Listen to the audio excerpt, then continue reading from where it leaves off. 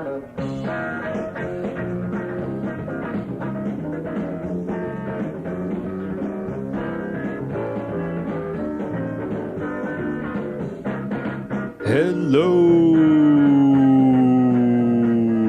and welcome to the latest episode of the Bad Times, Good Stories podcast. My name is Joe Flanders. I hope you're having a fantastic week. I know I am.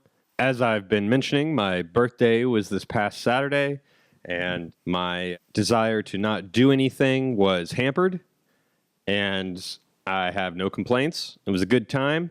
Friday night, I went to a Dodger game with a few fellas, a little guys' night out. It was quite pleasant. It was fireworks night. It was a good time.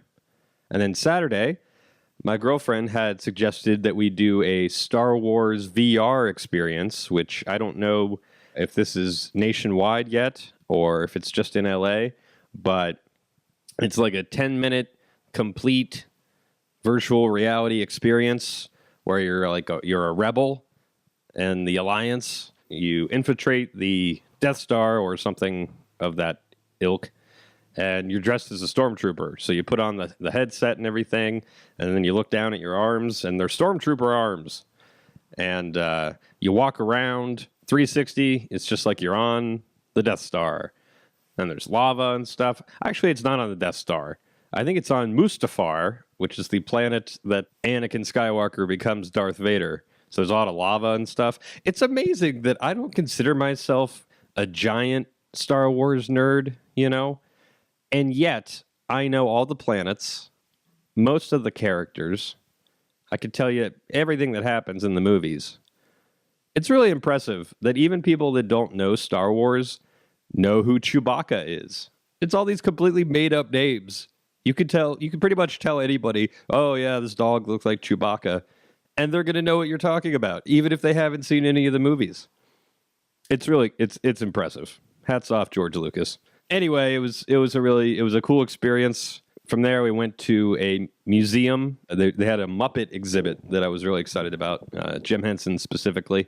I grew up with the Muppets. It was cool to see the original puppets, or Muppets, I guess you could say, Kermit and Bert and Ernie and all of them. So it was a good time and also a good story. So I don't even know why I'm sharing it with you. I'm just rubbing it in. Sorry about that.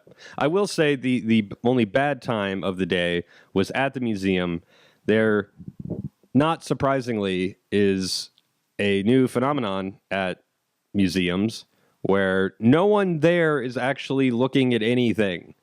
They just take pictures on their phone of everything. And I mean everything.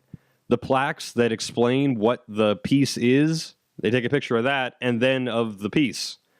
So they're basically just taking photos to then look at the museum later. Instead of just being in the moment, they're taking damn pictures.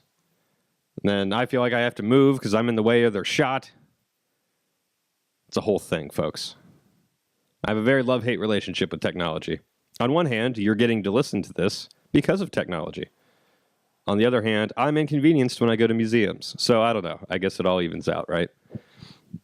Anyway, it was a good day, and thank you to everyone who wished me a happy day of birth on the social medias.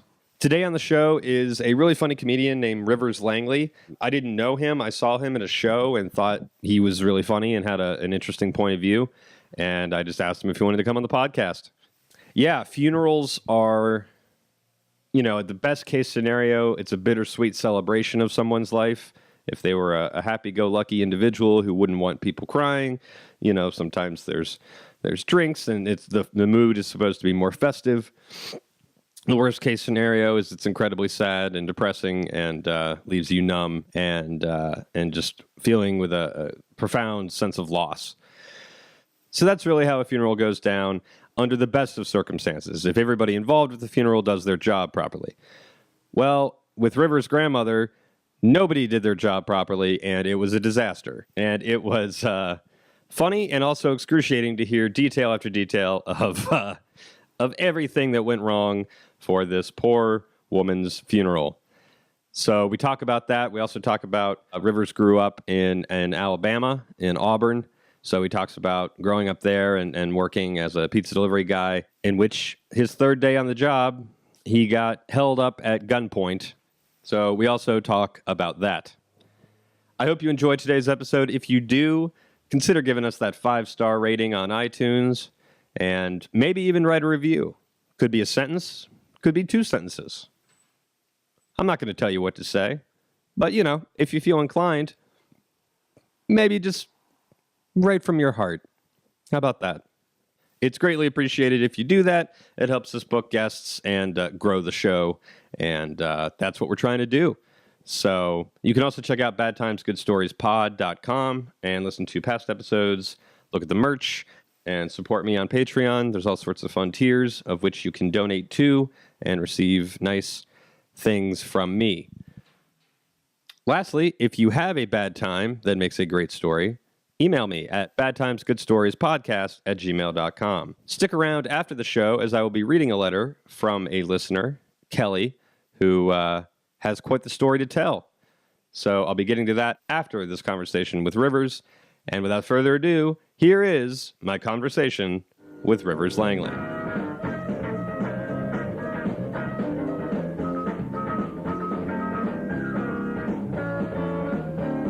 You don't need any mic holder. Nah, man.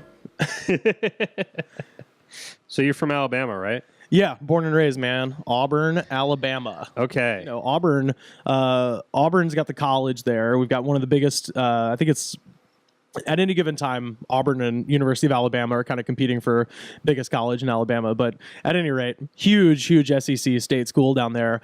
And so obviously the whole town's economy is dominated by the university. And our town lives and dies by 8 football games a year that are in the hometown. If you don't make, if you open a restaurant and it eats a dick the first football season you're open, you're done. Yeah. You don't make money from basically from December to September. Sure. Unless you're kicking ass during those football seasons. And it's crazy because I used to deliver pizzas there and you'd make so much money during football season. And then as soon as it was over, you're like, all right, I can't spend like crazy anymore. But no, I mean, it's cool because our town's pretty much taken care of as far as economics go. It's always kind of in demand because we have a good school system.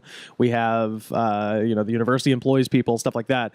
Next door to our town is this town called Opelika. And Opelika, if anybody knows it from anything, it's name checked in I've Been Everywhere by Johnny Cash. He's like, I've been to Opelika. And he says it once, like that quickly, and that's it. Opelika is a Muskogee word meaning the Great Depression. But I'm kidding. It actually means big swamp. Which is why it's Big Swamp Harley. The Harley Davidson thing is called Big Swamp. Okay. All right. But that town, its main thing they had, and this is actually kind of cool if anybody listening likes old like soul music or really just any sort of American rock and roll, anything from that era of the 60s and 70s, all of that great music was recorded onto Ampex tapes. Yeah. The company was called Ampex. There was one of 2 major magnetic tape manufacturing companies in America. Ampex was the biggest. They were headquartered in Opelika, Alabama. And as soon as everybody went to digital, they went away. Gone. And that factory just sat there. The Uniroyal tire factory went away. This town had just been pretty much dead for years. And Opelika, it was, as a guy who grew up in Auburn, you would kind of like throw shade a little bit at Opelika kids. You're like, oh, you went to Opelika? Okay. All right. Like it's kind of like, it's like the redneck town or whatever. Sure. Yeah. And now, because Auburn's mayor is evil and has been sort of like getting together with these developers and doing what every town in America, frankly, is doing, which is like building these condos for fucking nobody, because we've reached this stage in capitalism where it's like all of the wealth has moved up to the top. And so now it's actually the goal is to have buildings that no one can live in. Right. It's madness. Yeah. Oh, it's maddening. I know. So that's Auburn. Meanwhile, Opelika this whole time has been doing what Auburn should have been fucking doing, which is reinvesting in the community, reinvesting in the downtown area. So if you go to Opelika, Alabama, it is a quaint southern town, much like you might have in your head of of William Faulkner or whatever. Pick your southern writer. It's this beautiful town, and all of my friends own stores there. Now there's like coffee shops and record stores, and it's fucking cool. And you walk around Opelika, you're like, Did a cool bomb go off? What the fuck? And then you go to Auburn, and there is literally in Auburn a popcorn store. Okay. Because rich fucks whose kids, whose shitty, horrible kids go to Auburn, they're like, oh, well, you know, darling, let's get you a little practice running a business. And so they bought someone in a popcorn store. No one's in, ever. I'm like, what the fuck? What's a popcorn store? What the fuck? The only thing that I can say that rivals that is that I grew up in Columbus, Ohio, so I can relate to the Auburn situation because we have the Ohio State, Right, of course, yeah. So it's another very large institution. The other great college football rivalry, right? Yeah. Ohio State and Michigan. I've always wanted to go to one of those games. Oh, it's incredible. Yeah, we should swap one year.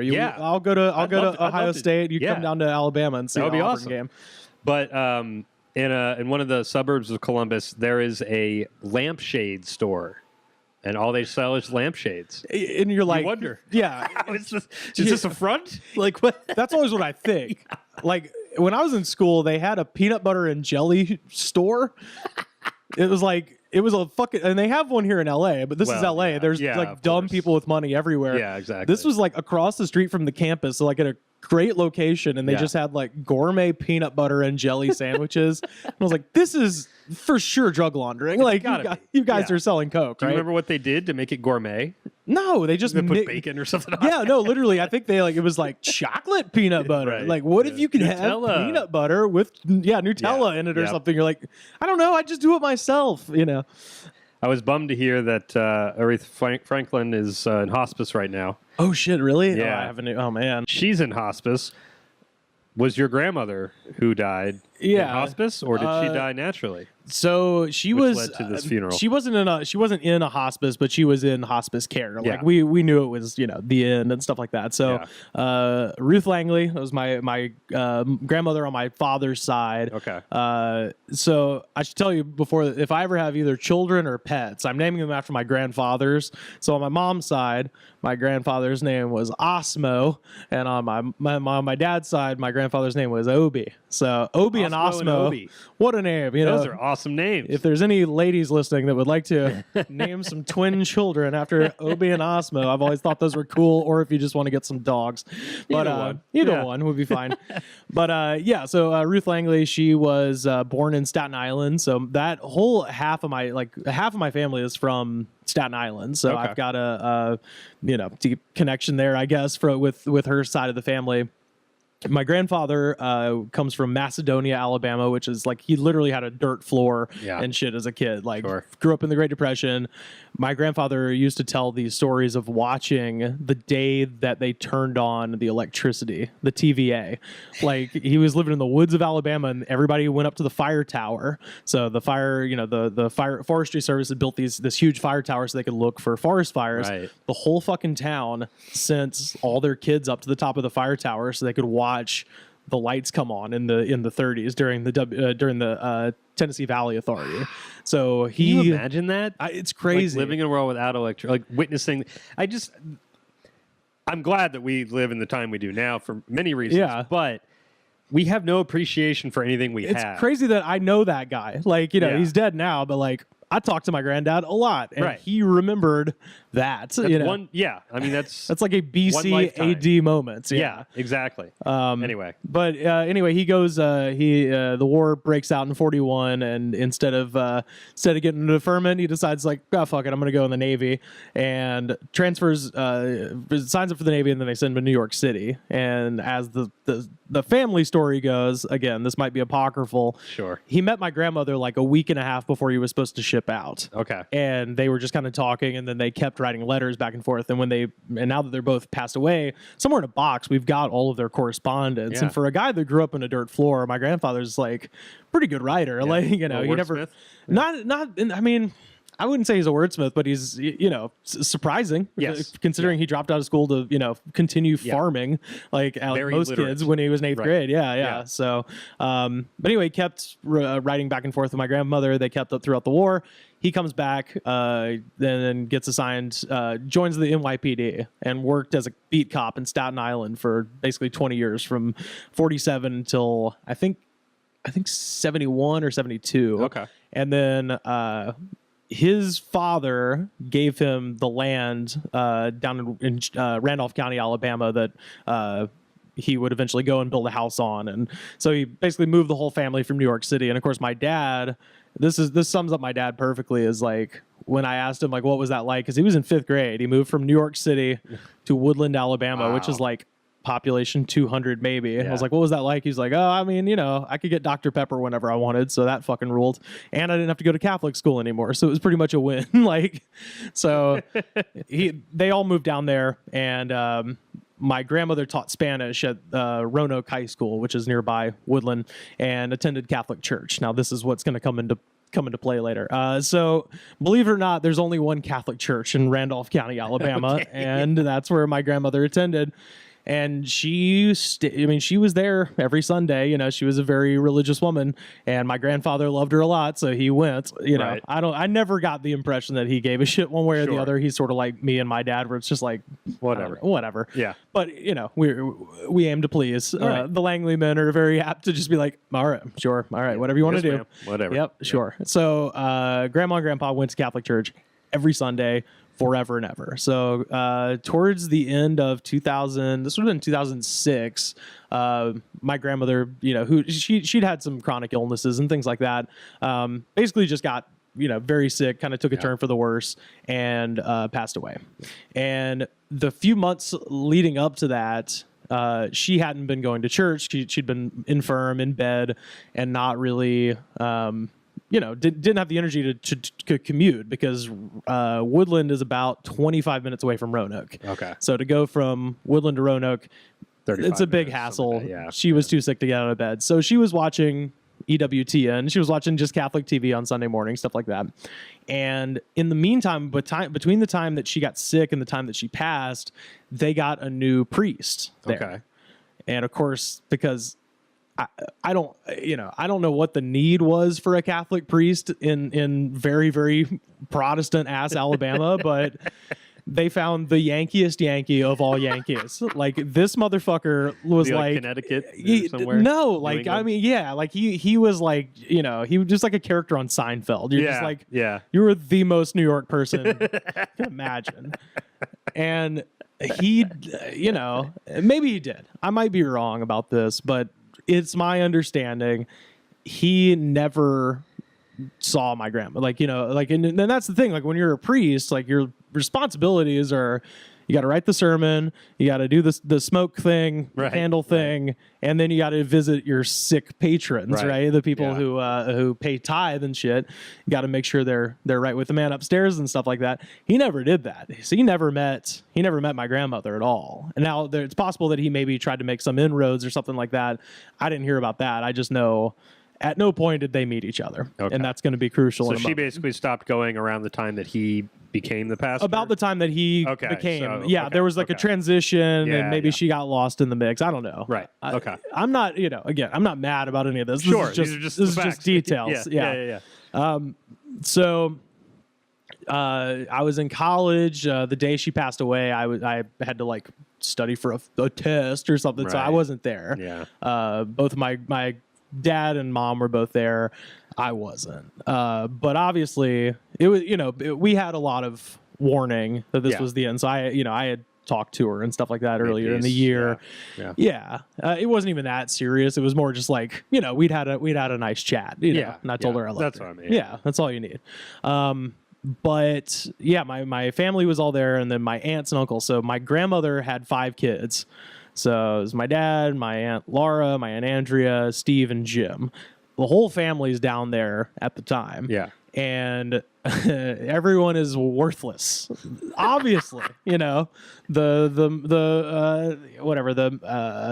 mother figure has passed. Everybody is just emotionally fucking devastated. Sure. And we tend to be lazy people also on top of that. So nothing was happening, right? That's where I thought the worthless was coming from. I didn't mean to cackle at well, no. I mean, it's both. It's both. A combination. Yeah, okay. It's a combination of both. And like I'm sure as you get older, you start recognizing traits of your parents and yourself, big time, that come out. And Mine that I got from my mom is the like, okay, what are we doing? I need to know the 5 things we're going to try to accomplish today, like trying to plan I'm the same way. shit out. Yeah. But the part that I got from my dad is that I can't really act upon it.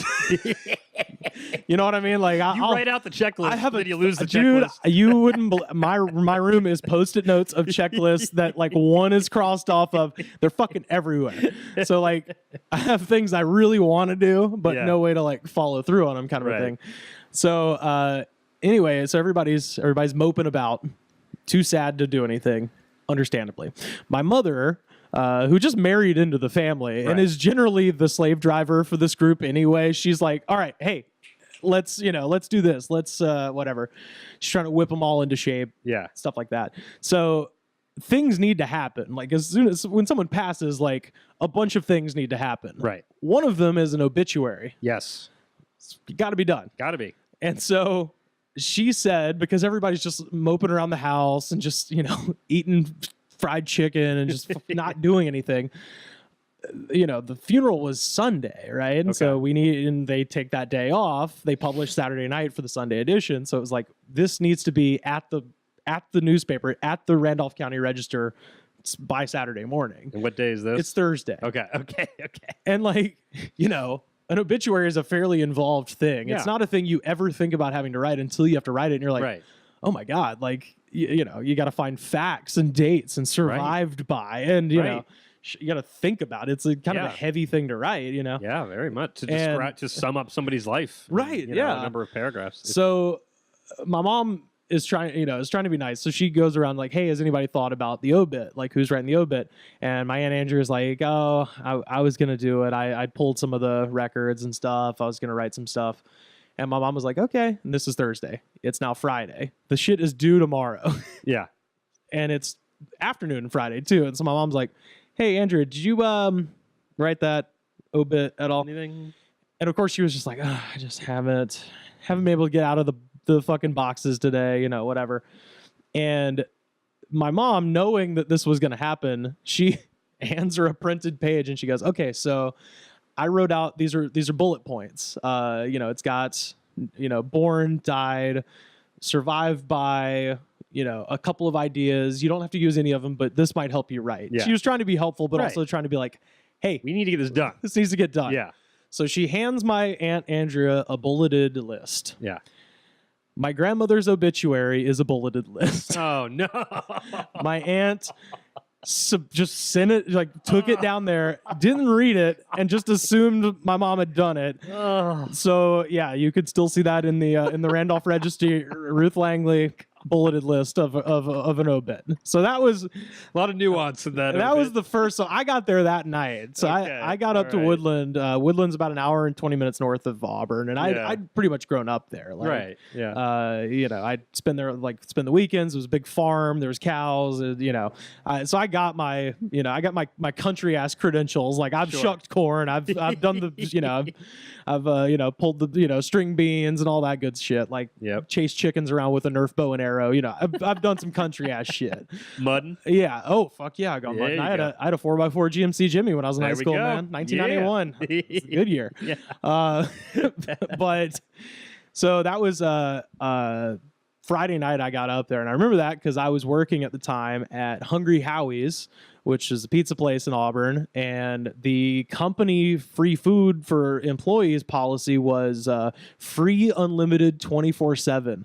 Wow. So I could literally just go in at any time, and if the doors were open, I could walk in and make a pizza. So I made, I think, like 12 pizzas for the funeral party, like because everybody was just hanging out and, as I've said, moping around. No one's cooking dinner. Yeah. So I rolled up. They were kind of cold when I got there, but I rolled up with like 15 pizzas from Hungry Howie's and like, hey, I brought dinner for everybody. So that was Friday night. Yeah. So we crashed out Friday night. Saturday, that was when, unbeknownst to us, the obit incident happened. Yeah. And I think we just hung out, talked to the cousins. We had a good old time.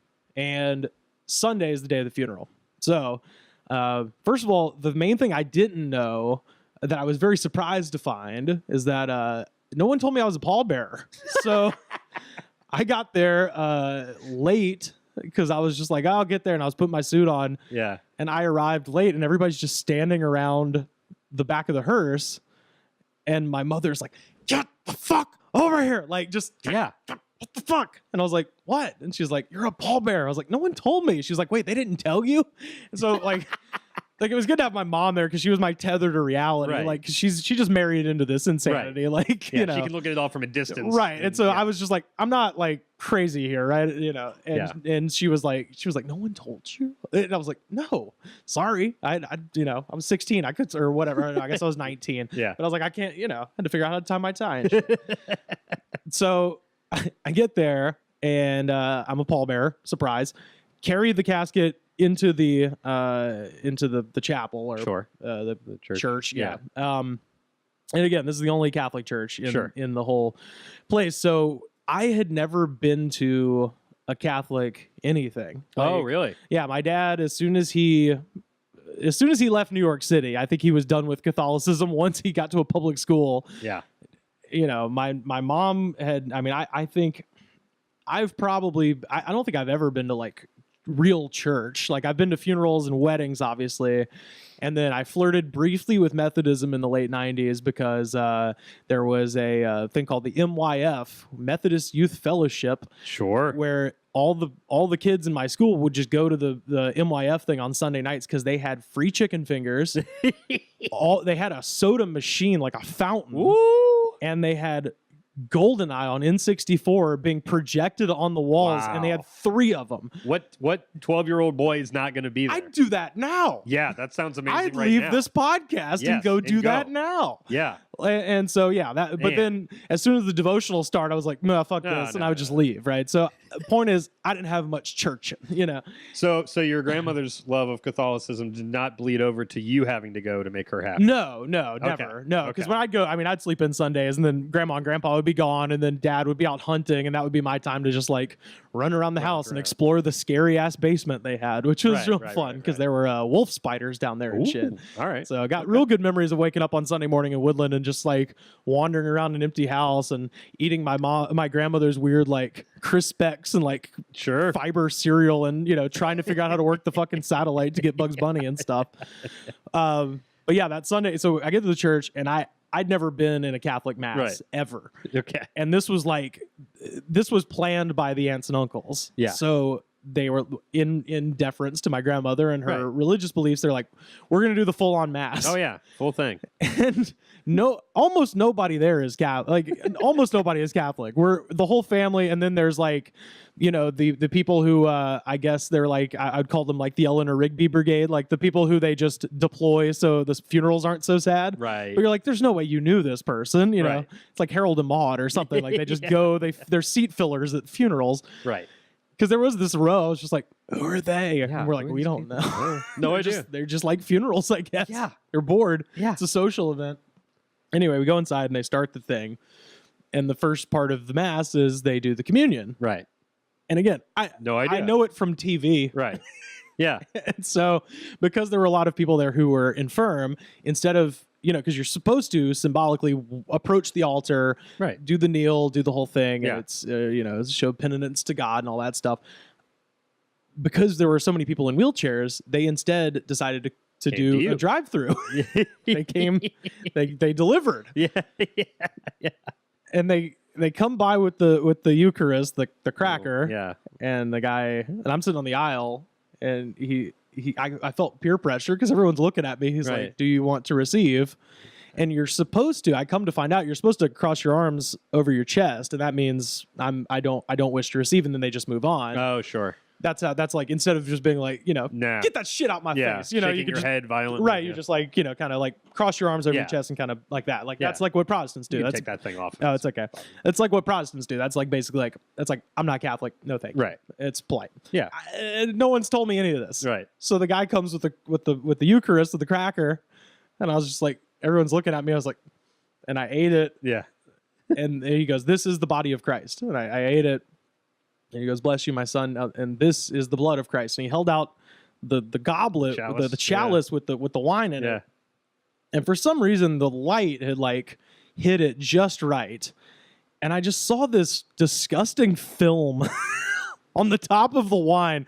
Like it looked like an oil spill or something. Oh, God. like just the light. If it had hit, if the light had hit from any other angle, I wouldn't have noticed it. But I just saw it, and there were so many things I could have said in the moment. But he goes, "This is the blood of Christ," and my exact words were, "Nah, man, I'm cool." So, because I was in college and I was 19, and I didn't know what to do, and I was like, "Nah, man, I'm cool." And yeah, so I have eaten half of Jesus, but I didn't follow through. So that was the first thing. Now, the next thing in the Catholic funeral is they have to bring out the what they call the smells and the bells, the frankincense and the bells, and the whole parade comes out. Yep. And they have the little burner thing with the frankincense on the inside, and they normally it's smoking just a little bit. Right. Cleanses the space or whatever. Yeah. This frankincense caught on fire as the kid was bringing it in. Like, it was straight up burning. Like, it was like, it was just a fire. It was a fire. There's no other else to say it. It was a goddamn fire. This is June in Alabama, and they have the AC pumping. Yeah. And now there's a fire and nobody can breathe, so they had to open up the church doors at this point. Right, because if it's on fire, I mean, the smoke coming out of that must have been. There was so much smoke. In the whole room. It's normally just supposed to be like a little bit of smoke. Right. This was a 4-alarm fire in the goblet or whatever the chain thing. Yeah. And so they had to open the doors of the church house and to let the smoke out. And now. And it's literally like 95, 96 degrees outside with 100% humidity. Like, if somebody is listening out there and you've never been to the East Coast or the South in the summertime, it's fucking brutal. Yeah. And as soon as you open that up, the AC is gone, and it is now, we're all sweating. Yeah. So I'm feeling awkward already about only having eaten half of Jesus. I can't breathe, and now I'm sweating. Yeah. So now it's time for the pastor, the priest. Yeah. And he comes up, and this is how he started, verbatim. This is how he started his thing. He says, like, "Good afternoon. I did not know Ruth, but that's how he started." Like, just started off with like, "Yeah, I don't know. No idea who this They woke me up is. for this. Go fuck yourself." Like, that was really. I was like, pretend, motherfucker. Like, I wasn't even doing comedy at that point. I was like, yes, and yes, yeah. You don't have to. None of us are coming back. Yeah, start if with you bullshit us. Yeah, exactly. It's start fine. with when talking to parishioners about Ruth, or just this is what they had to say, or just be like, Ruth was this. Yeah, I'm not gonna be like, you don't. This guy doesn't know my grandma. You're full of shit. Like. Right. I wouldn't have known. None of us were from there. Give us something. Nobody in there was like, except for the Eleanor Rigby, Harold and Maude people. The regulars, the season ticket. The regulars, the people sitting courtside. Yeah. The Jack Nicholsons and Lou Adlers of the parish. Yeah. So, he could have looked around and been like, yeah, I could just bullshit these people. No one would have known. But that's how he started. I did not know Ruth. But then he goes into this thing trying to like equate my grandmother with the biblical Ruth, Okay. Oh boy. All right. And it was like such a damn stretch. I was like, what the fuck are you even talking about? Like, especially because none of you were familiar. You don't know who the hell Ruth in the Bible is, right? I mean, I guess like most. I don't know. I feel like I'm. Do all the cousins? Let's see. I think there's 6 cousins. I think 3, me and my cousins Duncan and Kenneth, we're the atheists, and then the other 3 were like raised with Catholicism because the oldest still had to be Catholic. Everybody else fell away. But anyway, yeah. So we, but yeah, no, most of us are, we're just like whatever. And and he was doing this weird thing where like he's trying to compare Bible Ruth to Grandma Ruth, and I'm just like, this is, what the fuck are you even talking? Just like talk like a normal person, man. You've already, and so we're, the whole thing's frustrating, and I wasn't even, because Grandma had like a long kind of battle, so it was like, well, this is, regardless of whatever you think is after this life, at least this part is over, because it was not fun for her for the last, so. It wasn't, I was at least mature enough to not be, I was sad, obviously, but I wasn't like despondent. And I'm enough of an asshole to where I could take a little step back and just be like, boy, this is fucked. And this we're not even this is the halfway mark. So at this point, the priest goes, we will now have a reading from James' letter to the James' epistle to the Romans or whatever, right? Is this all outside, or have you This come is back inside. in? No, this is inside. But Okay. the church is now sweltering because we've opened the doors. Okay. All Yeah, right. so we're inside. We've got icy cold air being blown down on us from the ceiling Heavens. where the ducts are, but then there's just the floor-ish area is like the surface of Venus creeping in. Yeah. Very hot. Okay. So he goes, we will now have a reading from James's letter to the Romans, or Paul's letter to the Romans, or whatever. And at that point, I assumed he would walk over to the Bible and read. Right. But no, now it's time for the altar boy to come up, because that turns out that's your job if you're an altar boy, is they make you come in on Sunday or whatever and do a reading as part of a funeral. Like, I guess that's the so like Growing up Catholicism, you're I probably don't gonna get remember this. you're gonna Yeah. get tweets. I don't know anything Whatever. about Catholicism, but at this church they were like, yeah, we'll get the fucking altar, and we'll get the altar boy. He's fucking stupid. Get him in here. So the altar boy is summoned, and this like 15-year-old burr-headed like moron from the sticks comes up, and I swear to God, look, God help the guy. Yeah. Education is really important, but both of my parents are teachers. I feel sympathy, but it's like, get a kid who can read, because he goes, Jesus walked to and Dear read God. like a page of the Bible Oh my God. at that pace. And at this point, like, my mom and I have a problem Yeah. where like we get the giggles bad at like Yeah. weddings and like we have to separate ourselves generally at weddings. But we didn't anticipate that we would have a little giggle fit at Grandma Langley's funeral. No, you wouldn't think that. But this like toe-headed moron starts bumbling the Bible. And my mom and I are grabbing each other's arms as hard as we can and just like White knuckle. Yeah. like, because it's hilarious. Yes. And everybody's looking around and we're just like, everyone obviously thinks this is hilarious, I think, but Right. are we psychotic? Like, are we wrong? Because Should this we be is laughing? This is just pretty objectively funny. Yeah, I mean, this is like the platonic ideal of church laughs. An inherently unfunny situation made hilarious by a curveball. Ah. No one anticipated the illiterate 14-year-old, reading the damn Bible, a illiterate book reader. that I'm literate, and that's a hard book to read. Yeah.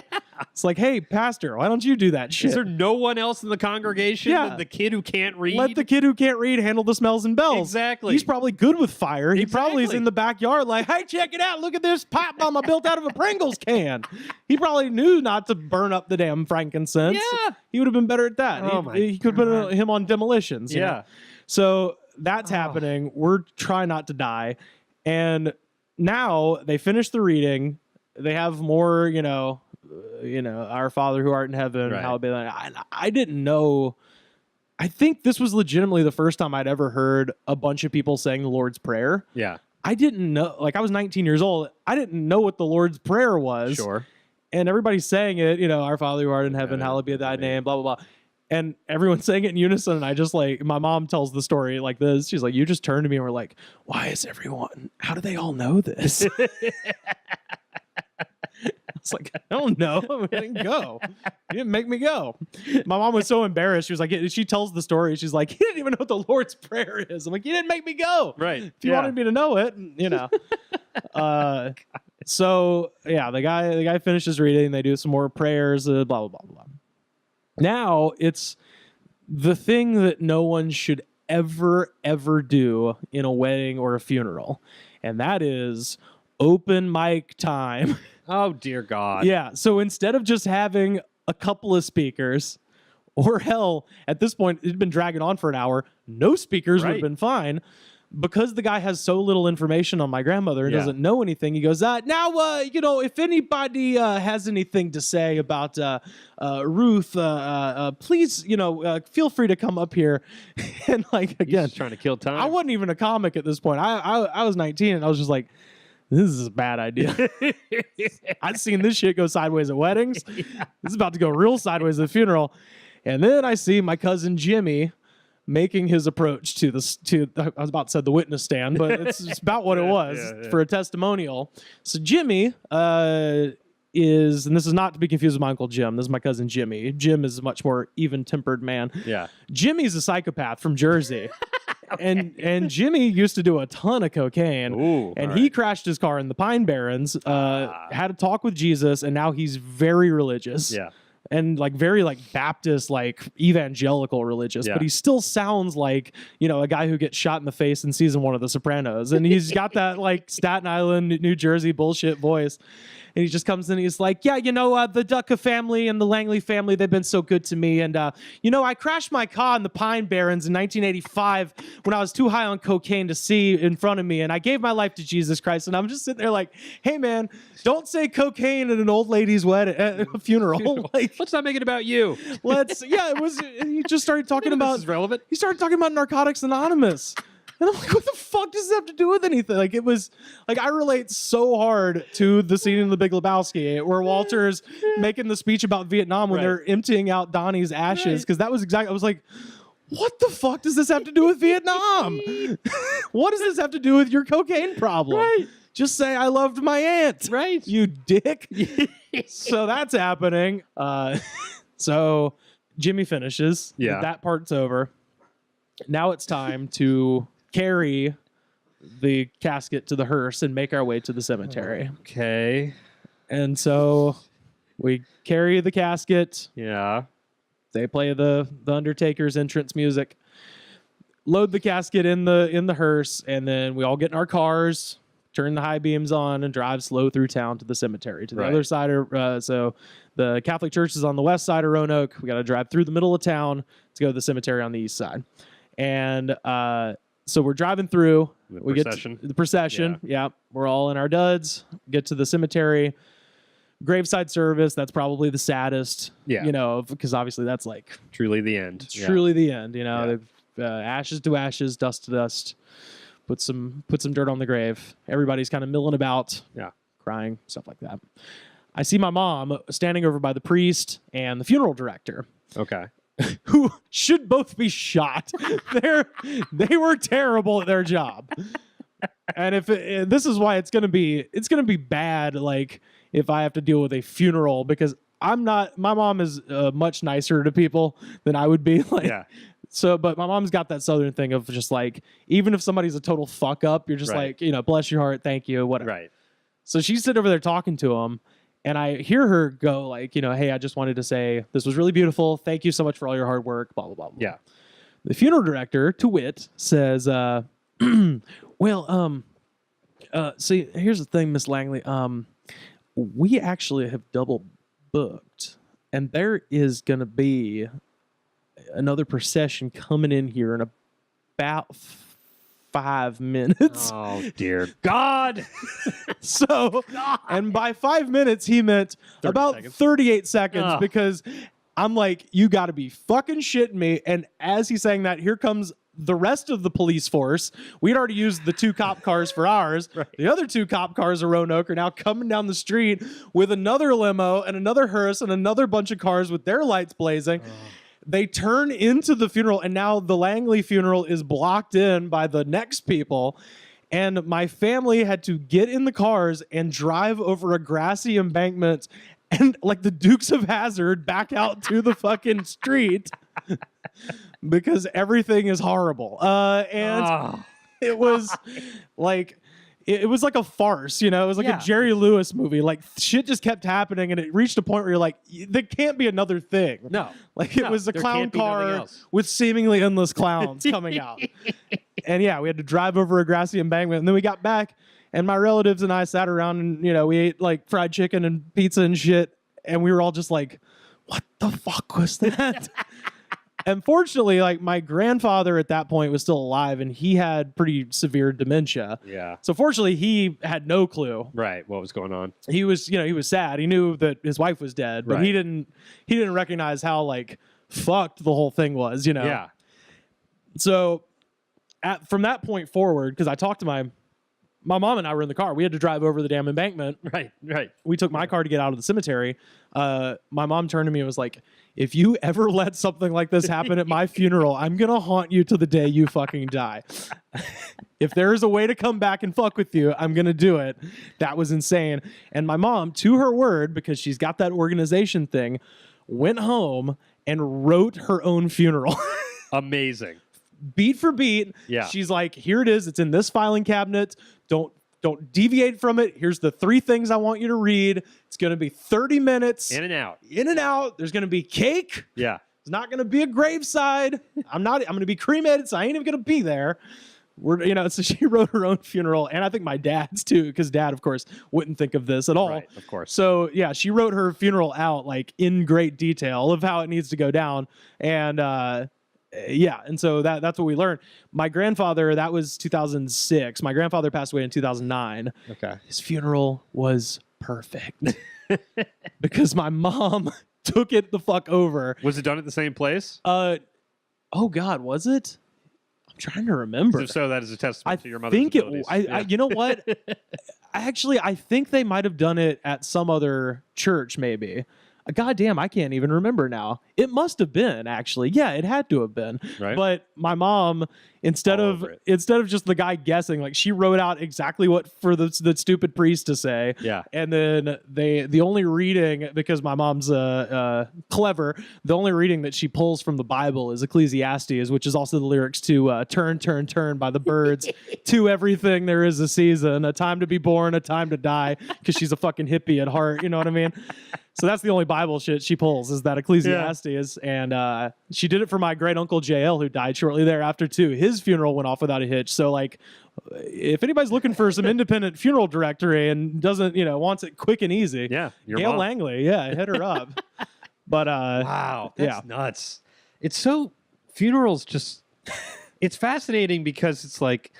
All of our jobs will half-ass a day or something will happen where we're like, we could have done that better or whatever our profession is. Yeah, absolutely. But when you're heading up a funeral, I get you that. You got to be on. I get that it sucks, but like you got to be. You chose this. Profession. Yeah, you can't just have an off day. Yeah, come on. You're not a professional athlete. You're not somebody. You can't go 0 for 4. Right, delivering a funeral for somebody. It's weird. Yeah, like especially with the priest thing, because like I don't know, I'm sure I'm judging too harshly, but like, what else you gotta do, really? Right. Yeah, you gotta read. You write a speech once. Yeah, you write a sermon once a week. That probably sucks, but you're pulling from the same material every time. Right. You have to make up. You're based on material for everything you're writing. Yeah, you have to make up a story about like, oh, I was in the food court and I saw some hip hoppers, and I told them about God or whatever. Yeah, you have to make up your thing. And even beyond like the priests, just the people that work at the funeral homes and stuff. Because when my grandmother died, this was a few years ago, an interesting thing happened where we were at the funeral home and the door for the employees only was open, which is fine. And I was walking by, and like the people that are there holding the tissues for you, looking mournful and everything. Yeah. They were just, one of them was shotgunning a Dr. Pepper. And then the other ones. This is Ohio. This is were they Cincinnati. juggalos? Yeah, I just imagine most people in Ohio are juggalos. I don't know. Oh, most certainly. Fago. Yeah, Fago. That would have been the great Dr. choice. Fago. Yeah, and then the other two were just laughing hysterically, and I just sort of walked by. I was just sad. I didn't really, I was numb to whatever everything that was going on anyway. But I just looked at them, and then they just stopped, like freeze framed, like at me. Right. And then we just kind of looked at each other because I just went from like numb to confused. Yeah. And then they just like.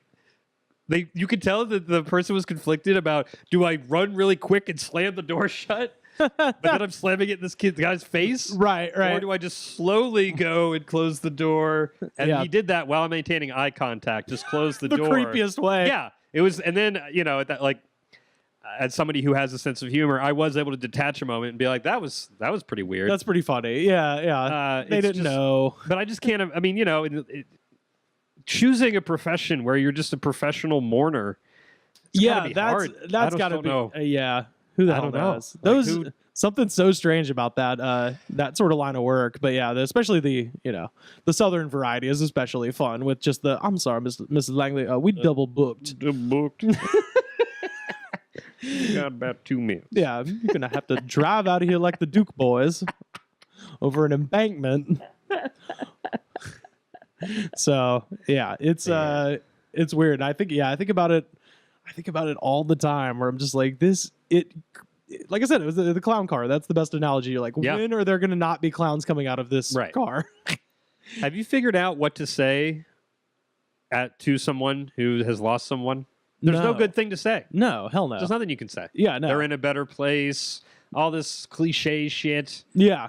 I don't know what I want to hear when someone dies. I mean, I don't know. The truth is, the best thing. I mean, I don't know. The best thing is just to like be there, and if they want to talk.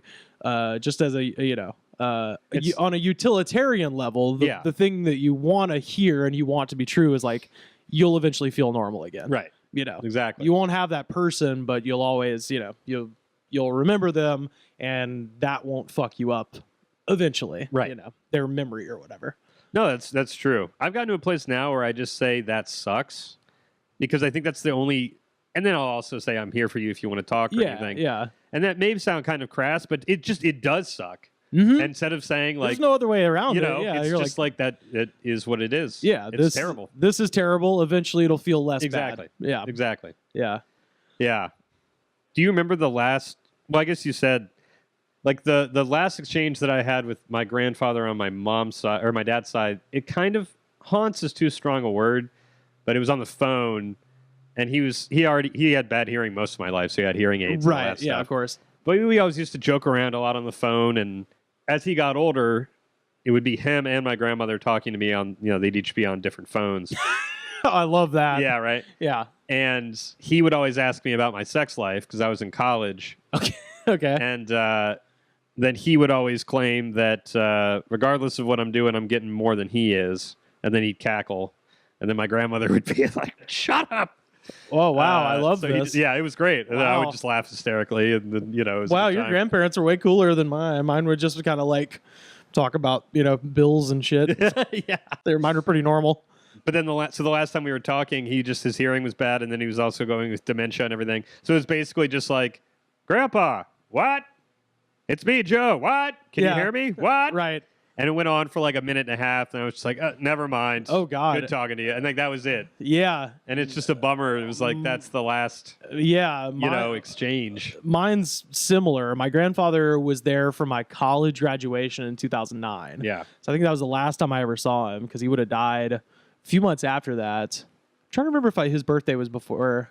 He made it to 90. So we went to his 90th birthday, and that was either right before or right after I graduated. Yeah. And that was the last time I seen him. But prior to that, like there had been he still had bad dementia, and had my cousin Kenny and his wife Sarah had been living with him on the farm, and they're both like weird artists. So it worked out perfect for them because they like to. It was like free place to live. They were kind of farming. They were getting into like hippie shit, and they could paint and look after my grandfather, and like they loved it. They got along real well. But after a certain point, like Kenny and Sarah were gone for a weekend, and I was going to bring Grandpa from the house down to Auburn.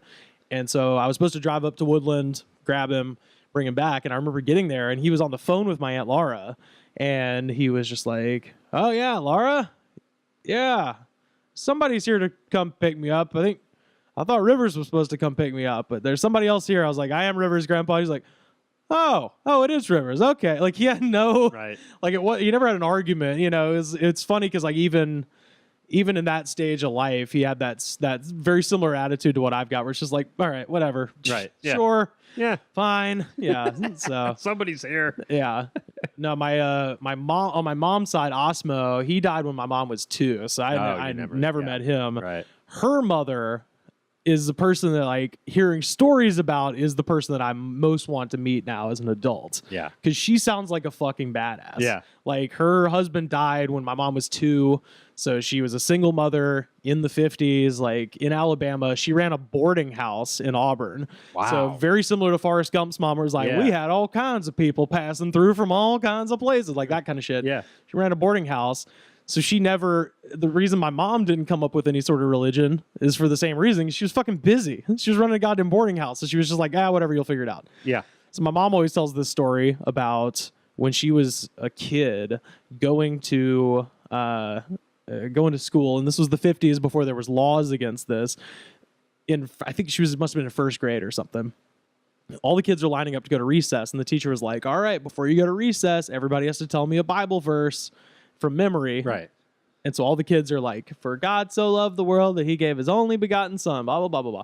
And it gets to my mom and she's having panic attacks. She didn't know any. And so he gets to her and she just starts crying, just like bursts out into tears. Solid. And then she had to go last. They made her go to the back of the line and she couldn't go to recess until like everybody else had gone. And then she got to go. So she comes home crying to my grandmother. Her name is Hulda Rutland Smith. Yeah. She comes over to Hulda and she's just like, you didn't ever take me to church, so I don't know any Bible verses.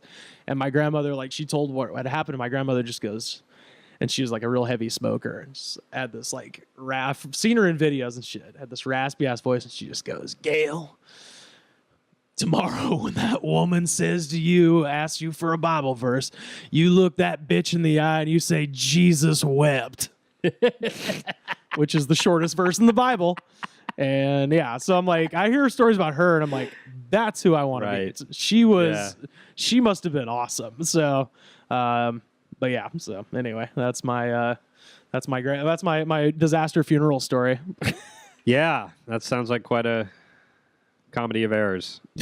Yeah, to say the least. Yeah, tragedy of comedies. Yeah, there it is. Yeah. Well, you said you had some interesting jobs before you moved out here. Yeah, man. Yeah, I worked. I mentioned I worked at the pizza place. Right. Here's how good working at Hungry Howie's was.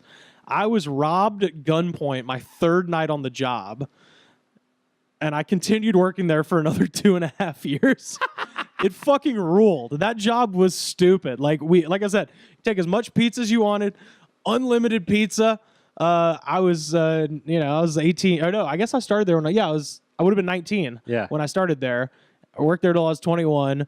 Unlimited pizza. Little thing about if you have a pizza topper on your car and you're in a college town, you never get fucked with by the cops. Yeah. So I didn't ever do this, but a lot of my coworkers would be drunk and driving pizzas around most of the time. Sure. It was Animal House. It was a fucking frat house. The fact that we turned a profit is insane because. First of all, we delivered for a place. Two of my 3 delivery jobs were both for places that primarily did pickup orders. Okay. So Hungry Howie's, their whole thing was they had a large cheese pizza for $3.99. Oh my God. And it was like $4.99 if you wanted to add pepperoni. Right. So and it wasn't the Little Caesars hot and ready bullshit. Like they actually kneaded out the dough. Like it was fresh. Yeah. And so most of our business was pickup, but then we'd get these drunk college students who literally lived like next door. Right. The same exact pizza that was $3.99 if you walked 10 feet from the big apartment complex that was there. Sure. Was now like $10 if I delivered it. And instead of walking over, they would just order it in. Yeah. And so, we would just make deliveries. It was the shit. But yeah, I got robbed at gunpoint doing that job. I think it's impressive that 3 days in, you got robbed, right? Yeah. You knew that job was cool enough that you're like, I'm gonna stay here. Well, yeah. Well, I was like, yeah, this is cool. I like everybody I work with. Like, man, they're not mad at me. Right. They're not mad at me that I gave the guy $300 or whatever out of my pocket. Yeah. I was delivering to a place called Brentwood Trailer Park, which is shitty even by Alabama trailer park standards. Yeah. And the guy's name was Lee. I remember the last name. I forgot the first name. But I get to the trailer, knock on the door, and this guy answers. He's like, I was like, hey, I got your food. And he was like, all right, hold on, man. Let me get my money. And he like walks back into the trailer like to where I can't see him. Yeah. And this other guy comes around the side from the back. And I just assumed it was his friend there to eat some pizza. Right. And that guy stuck a gun in my face and was like, go inside and sit down. And I just immediately like unzipped my money bag and was like, here you go. Please don't shoot me. And then so like, they took the money and the pizza, which is the funniest part. They ran away with the pizza. There's $6 pizza. They're gonna eat, goddammit. So they took the pizza, and then so I'm just sitting there, and the guy was like, "Don't go anywhere." And then they run off into the night, and of course they had split. Right. But I didn't know that. Yeah. And so I started taking things from the apartment with addresses and names on them and stuffing them in my pockets because I'm enough of a true crime nerd to know, like, well, if they throw my body, they should at least find some evidence as to who did this. Yeah. So I was like literally folding envelopes and putting them in my pockets and stuff. Was it terrifying? Fuck yeah. Yeah. I assume it would be. Yeah. But as soon as they left, I was like pretty sure I could get away. Right. And so I had my clicker for my car, and I could hit it and turn the headlights on. So I saw the car. The car was parked on the other side. So I hit it to turn the headlights on, and I could see there was like nothing around the car. Yeah. And it was on the other side of the trailer, but I was like, fuck it, I'm going to make a run for it. So I just like bust out the trailer, run to the car, get in the car. Right before I had left, my manager, Eccles, shout out to Eccles, and I'll say his fucking name because he's still got my Bill Hicks DVD. But Eccles was like, dude, all right, take this one order. It was, it's like 9:30. This is how great this job is. We were supposed to close at midnight. It was like 9:30. He's like, dude, take this one more order. We'll take all the fucking phones off the hook and just lock the place up. So he was like wanting to go home early because it was Sunday. And he's like, I'm going to go have a safety meeting, which if you work in the restaurant industry, a safety meeting is smoking pot in the freezer. Right. He's like, I'm going to go take a safety meeting. When you come back, we'll take all the phones off the hook. I'll count the money. We'll lock the place up. And then we'll just chill till like midnight. And then we can leave. Yeah. I was like, okay, that's going to seem hella suspicious when they see that the orders just stopped coming in magically an hour before, whatever. But I was like, all right, whatever. You're the manager, dude. Yeah. So I left because this is how solid of a bro I am. I got robbed. I got my car, got the fuck out of there. Yeah. Did I call the cops? No. I called Eccles and was like, put out the weed. The cops are coming. I just got robbed. So I gave my homeboy the heads up. Nice. So he would, Call him first. Yeah. I called Eccles first. I was like, yo, I got robbed. He's like, what? Like, yeah, dude, I got to call the cops. He's like, oh, shit. Okay. And so I gave him the heads up and then talked to this detective. And ID'd the guy. The next day, we went to the police, and they had a photo lineup. Yeah, and I'm sure they. Yeah. And I see the guy, and I was like, "That's the guy." And they're like, "Yeah, that's who we thought." And I was like, "Yeah." Also, here's his order. He gave his real last name when he ordered. I was like, "This guy." They're like, "He's not the sharpest tool in the shed." I was like, "Yeah, no shit." So that was July, and then October comes, and now it's football season. Yeah. So it's busy. Football season in Auburn is like LA traffic any day. Yeah. It's just packed the fuck out. I'm on Shug Jordan Parkway driving out we stopped delivering to that trailer park. Yeah. That was for obvious reasons, but we still delivered to the trailer parks before it and after it on the same road, which are the same. Right. So I'm going out to Arrowhead Trailer Park, which is right past Brentwood, and I'm sitting in traffic out by the vet school, Auburn University Vet School, and I look over, and they hadn't called me back after I positively ID'd the guy. They were like, "Do you want to press charges?" I was like, "Yes." And then I'm sitting there, and I look over. Dude's in the car next to me, just chilling, just like tooting along. Holy shit. With his vehicle pointed in the direction of the scene of the crime. So I kind of like held back, followed behind him. I followed him into the trailer park. Yeah. I watched him go around and pull up at the place he robbed me. He hadn't moved a fucking inch. He's a fucking idiot. So like, hating the cops is like a new thing. I've been on that shit since high school because fuck them.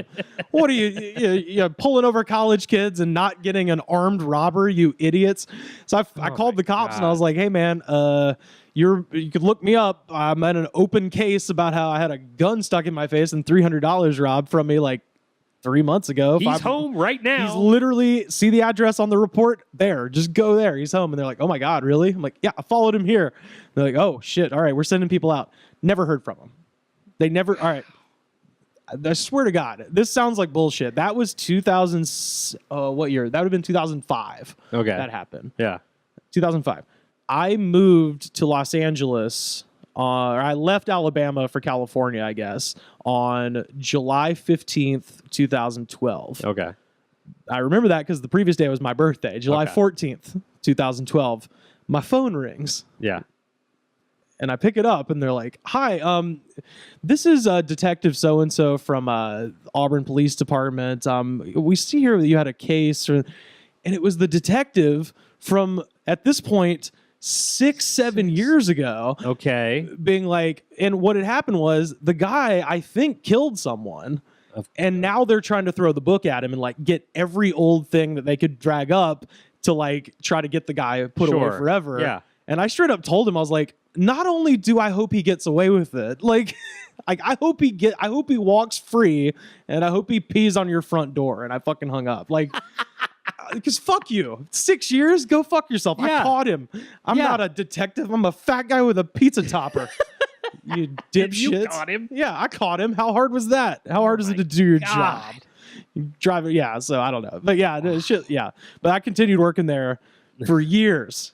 Well, so speaking of the tapes for recording, Muscle Shoals is nearby too, right? Isn't that in Alabama? It's in Alabama, yeah. So Muscle Shoals is the top of the state, the very tip top of the state, towards the west side near Memphis and Mississippi. Yeah. Muscle Shoals is part of the Quad Cities, which is Tuscumbia, Florence, Muscle Shoals, and Sheffield are the 4 cities. And Fame Studios, which they have in the I assume you see in the documentary. The documentary, yeah. Yeah, Fame is Florence, Alabama Musical Enterprises. Okay. FAME. Okay. So they're technically in Florence. Muscle Shoals Studio is across the river, Jackson Highway. Okay. And that's the one that Dr. Dre and Jimmy Iovine bought. Oh, did they? So that documentary kind of leaves it hanging. Like, yeah, it does. They're like shit out of luck. They went out of business. And since then, they bought Dr. it? Dre saw the documentary and was like, where can I write a check? Yeah. So it's now owned by Beats. Wow. And they have restored the studio, and they have all kinds of people. Like I have a couple of friends who recorded a record there That's not that awesome. long ago. And so the whole thing is, they've redone it, state of the art, everything's cool. I don't mean to ask you to give the whole history, but I'm trying to remember for the audience. Like it was a legendary recording space, Right? What, like the 70s, 60s, 70s, 80s. Yeah. So Muscle Shoals Sound is the spinoff of Fame. So Fame Recording Studios, like I mentioned, Florence, Alabama, musical entertainment. Rick Hall is the guy that and he passed away about less than a year ago. But Rick Hall's the guy that they show in the documentary. He was the head of Fame Recordings, and famously found Percy Sledge, who sings "When a Man Loves a Woman," and that's the best part of that documentary was where he gets in there. That is the first song he recorded. Like, and he comes in and they go, and they're talking to Percy, and he's just like, they're like, oh, so, this is, and it was one take, I think it's maybe 2 takes or something like that. Like, he just came in. The whole reason they found Percy Sledge is that somebody who was at the recording studio, one of the musicians, like either like fucked up their wrist or their foot. For some reason, they were in the hospital. Percy Sledge was an orderly, and he used to sing when he'd tuck people into bed. Like, he'd walk around the hospital like, "Good evening, how are you? All right, well, have a good night." And then he would like sing him a beautiful song. And somebody was like, "Are you signed?" He's like, "No." What? No. And then they go, "Do you have a song? Do you have any songs you've written?" He's like, "I've got a song I've been wanting to sing my whole life, and it's that one." And he wrote that song. He just came in, 2 takes, I think, and that's what you hear. So that kind of put him on the map. And then from there, Aretha Franklin, who had recorded, she was signed to a couple of she was signed to, I think she's signed to Motown, right? No, I think she might have been she was signed to something else. Anyway, she's out of Detroit, made a couple of records in Detroit. Hadn't quite hit the sound that she wanted to hit, and they send Aretha down to Alabama to record the album that ends up being "I Never Loved a Man the Way I Love You," and that one has Spooner Oldham playing keys at the beginning, fucking beautiful, and they eventually get into like a weird fight, and Aretha Franklin takes the entire Muscle Shoals rhythm section from Muscle Shoals, flies them to New York City, and they record Respect. Wow. So that's them. They're not at Muscle Shoals. They recorded that at Atlantic Studios in New York, but that was the rhythm section because they had some kind of weird falling out with Aretha's husband, I think, got into it with Jerry Wexler and Rick Hall. And the other one's Wilson Pickett. So if you've heard Land of a Thousand Dances, that's where that was recorded. Mustang Sally, all that good shit. And Wilson Pickett's my favorite soul singer of that era. So because he's from Prattville, Alabama. Okay, so, gotta get behind my Alabama guys. That's cool. But you definitely know your history on that. But then later in the 70s, you got Cher, Bob Dylan, Paul Simon, and then the most famous is the Rolling Stones. Yeah. So the Stones come to town and record Wild Horses and Bitch and Can You Hear Me Knockin', which is a great, so they recorded a bunch of shit from Sticky Fingers, and there's a scene in Gimme Shelter, the documentary before they get to Altamont, where they land on a helicopter and they're in the studio at Jackson Highway mastering what would later be, I guess, parts of Sticky Fingers and stuff like that. Brown Sugar was recorded there too, and then they get back on the helicopter and leave. Wow. My favorite Muscle Shoals story, though, is Wilson Pickett. Have you ever heard? Wilson Pickett does a cover of "Hey Jude." Okay. That is the best Beatles cover. I'll fight anybody. Like, fuck the I Am Sam soundtrack. Wilson Pickett's cover of "Hey Jude" is like, it's better than the original. It's the only Beatles cover I say that about. The Beatles are my favorite band. I revere the Beatles, but this is better objectively, because when they're recording it, "Hey Jude" was the #1 song on the radio, the Beatles version at the time. So they almost had no business covering it. There was no like distance between the song. There was no nostalgia for it. It was the #1 song in the country. What happened was all those guys would be in Muscle Shoals hanging out, and they're recording with Wilson Pickett. Now, this is 1968. It's obviously Northern Alabama. It's very racially charged. So for a bunch of white guys to walk into a restaurant with a black man would basically cause a bunch of trouble. Right. And the other guy who happened to be there was Dwayne Allman from the Allman Brothers. So he's kicking it on the couch. And of course, Dwayne Allman has hair down to his ass. So he's probably more of a liability than Wilson Pickett. If they walk in with this hippie guy, I mean, all right, sure, you're eating dinner with a black man, but you're with this fucking hippie? Get out of here. This is too much. So they were like, we're going to go get some food if you guys want to come. And of course, Wilson and Dwayne were both like, fuck that. We don't want any trouble. We're hanging. Yeah. So Wilson Pickett and Dwayne Allman hang behind, and they start jamming on "Hey Jude" while everybody else is at lunch. When they come back, literally Wilson Pickett's like, get, let's do it. Get the instruments. And they cut it. And it's arguably the birth. It's what they refer to as like the birth of Southern rock, because you've got this synthesis of soul music with a horn section, a kick and rhythm, and Wilson Pickett just, obviously has those amazing vocals.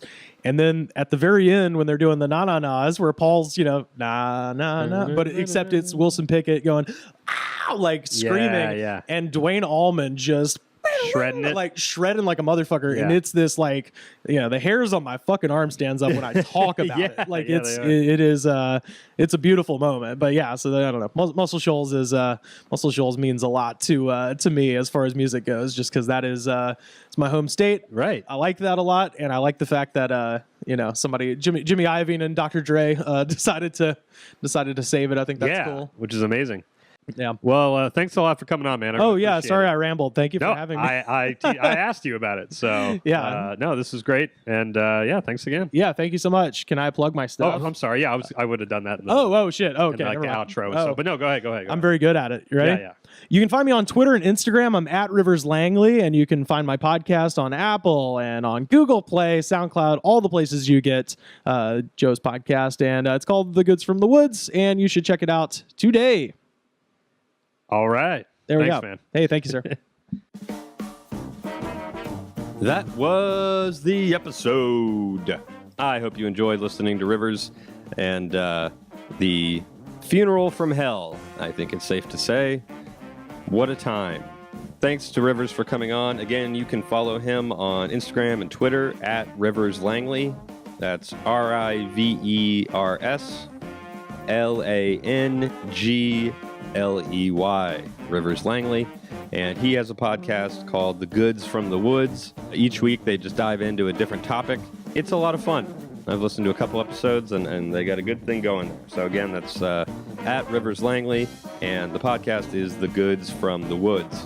As promised, here is an email I received from a listener who's got quite a story. This is from Kelly. This email starts with, "Hello, Joe. I cannot believe I'm going to share this story with you. I was listening to last week's episode with Heather Winter this morning, and something she said sparked this memory, and I cried with laughter at myself. It's one of those memories I guess you choose to never think about. In her episode, Heather was talking about penis size and how, quote, black dick doesn't always equal big dick. And she said something about it being like sleeping with an Italian guy and him having a small penis. I hope this comes across as funny to others, but when I was 15, I got my first job at a local department store. My best friend Jess worked there, and we quickly became great friends with two guys that worked there as well. We'll call them Daniel and Philip. They were a little older than us. Daniel was 18, and Philip was 19. I had the biggest crush on Philip. He was goofy and funny, and I loved me a goofy, funny guy. I was also a very innocent teenager raised in the evangelical, abstinence-only home and church. I knew nothing about sex other than to not do it until I was married. We worked together for years and honestly had a blast. I don't know how the store stayed open as much as we screwed around. Philip constantly talked about his big Italian cock. We joked about it so much I would go home and pray to sweet Jesus to forgive my dirty thoughts. I liked Philip, and I knew he liked me. After a long 3-year crush, I decided I would have sex and just ask for forgiveness later. Good plan. I mean, isn't that what Jesus is for? Philip was adamant that we not date until I was 18, with him being a couple of years older. My 18th birthday was coming up. I decided I was going to be a real adult. So Philip took me out for my birthday. We ended up in a hotel room. It was go time. I was going to have sex. I was nervous about it being my first time and him being so big. He came out of the bathroom naked, and I braced myself for the massive dick and then looked at it and thought, wait, if this is a big one, can you even see a little one? Keep in mind, until this moment, I didn't even know what a penis looked like. So we had sex, I'm guessing. Turns out it wasn't this painful event that would scar me for life. It wasn't a pleasurable thing either. It barely registered as a thing at all. What a bummer. We went to work the next day, and Daniel and Jess teased me endlessly about it. Jess wanted details. She had recently done it too and wanted to compare notes. I refused to talk about it. I was a bit ashamed that I had sex, but also very confused and didn't even know how to talk about it. It got really uncomfortable, so I found another job and stopped talking to Philip. I guess it is clear by this point, this was before the internet. Jess joined the Navy and left for basic training in hopes of being the next greatest fighter pilot. I was a lost little goose without my Maverick. Philip, by the way, was 30 when I met him, not 19, which is why we couldn't date until I was 18. Wow. I found that out when I ran into his mom a couple of years later. That's got to be a mindfuck. Hey guys, don't lie about your age. Maybe a year or two. 11 years? That's a little excessive. So enter Anton, my older divorced neighbor. We ended up sitting by his pool drinking one weekend when my parents were away and found our way to his bedroom. I was a little nervous, but I'd done this before and was a bit drunk, so I feigned some confidence and climbed under the sheets. Anton took his clothes off to hop in bed, and when I saw his dick, I very loudly gasped, stared in horror, and then cried. Oh, God. Literally cried in fear of this massive anaconda in front of me. He was very confused by this reaction, and rightly so. I felt so stupid and terrified. I lied and told him I was a virgin, and that somehow made it better for him and me. We talked for a long time, and credit to him, he made me feel not so stupid and much better about this situation. I wish I could have been a fly on the wall. Anyway, Philip was the smallest penis I've ever seen, and Antonio was extremely average in size. Oh, interesting, right, because you'd never seen one. An average one looked ginormous. Perspective is everything. Now I'm all grown up, a 44-year-old mother of 5. Penis is not so scary anymore, unless one has its sights set on one of my teenage daughters. My daughters, however, are far more educated than I ever was. I think I'm going to have to share the story with them. That's it, the story of the penis that made me cry. I've never told anyone about it before, and I had a hell of a laugh this morning thinking about it. I'm not ashamed anymore. Good, I'm glad. I love what you're doing with this show. I've always used humor to deal with all the shit life throws at me. Thanks for keeping me laughing. Thank you for sharing, Kelly. That is a great story and understandably something you hadn't thought about in a long time. Yeah, perspective is everything. If you have a story you'd like to share, feel free to email it to me at badtimesgoodstoriespodcast@gmail.com. I would love to read it. That's the show for this week. Again, just a friendly reminder, give us that 5-star rating on iTunes. Maybe write a review. I'll leave it up to you. Thanks to everyone who has already done this over the last couple weeks. It just feels really nice to know that you guys enjoy the show and to read the comments. And yeah, it means a lot. So thanks for that. You can also check out badtimesgoodstoriespod.com to listen to past episodes, check out the merch, and support the show on Patreon. That's it for me. Until next Wednesday, keep laughing.